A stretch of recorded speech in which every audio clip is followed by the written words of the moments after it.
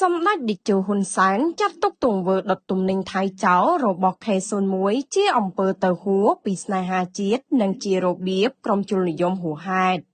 សម្ដេចតេជោហ៊ុនសែនបង្ហាញការខកចិត្តចំពោះលោក K01 ដែលប្រមូលមនុស្សថតវីដេអូធ្វើសកម្មភាពពាក់ព័ន្ធការដុតចោលទំនិញថៃហើយបង្ហោះលើបណ្ដាញសង្គមដោយសម្ដេចចាត់ទុកទង្វើនេះជាអំពើទៅហួសពីស្នេហាជាតិនិងជារបៀបក្រុមជននិយមហួសហេតុនៅយប់ថ្ងៃទី20ខែតុលាសម្ដេចតេជោហ៊ុនសែនបានបង្ហោះសារលើទំព័រ Facebook យ៉ាងដូចនោះថាសម្ដេចទើបបានមើលវីដេអូមានរយៈពេលជាង8នាទីរបស់ក្រុមដែលដឹកនាំដោយលោក K01 ទាក់ទងដល់ការពហិការឈប់ប្រើប្រាស់ទំនិញថៃ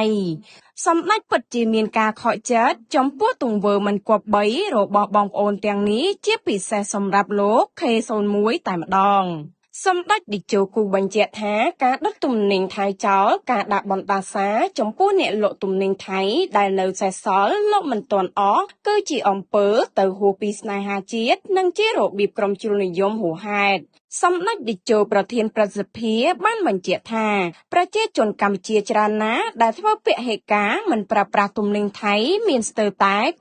99% ទៅហើយមិនថាប្រជាជននៅក្នុងប្រទេសឬបងប្អូនខ្មែរនៅក្រៅប្រទេសនោះទេចំណត់បញ្ហានៅត្រង់អាជីវកម្មលក់ដូរដែលមានទំនិញថៃនៅសល់តើឲ្យពួកគាត់យកទៅណាដុតបំផ្លាញចោលឬបន្តលក់ដើម្បីប្រមូលដើមទុនមកវិញប្រសិនបើ K01 មានប្រាក់សូមយកទៅទិញទំនិញដែលនៅសេសសល់ទាំងនេះធ្វើជាចំណីសានប្រសើរជាងដុតចោលដោយ K01 បានធ្វើដែលមានក្នុងវីដេអូនេះបើមនុស្សមិនទទួលទានទុកឲ្យសត្វស៊ីប្រសើរជាងដុតឬកុំតែចោល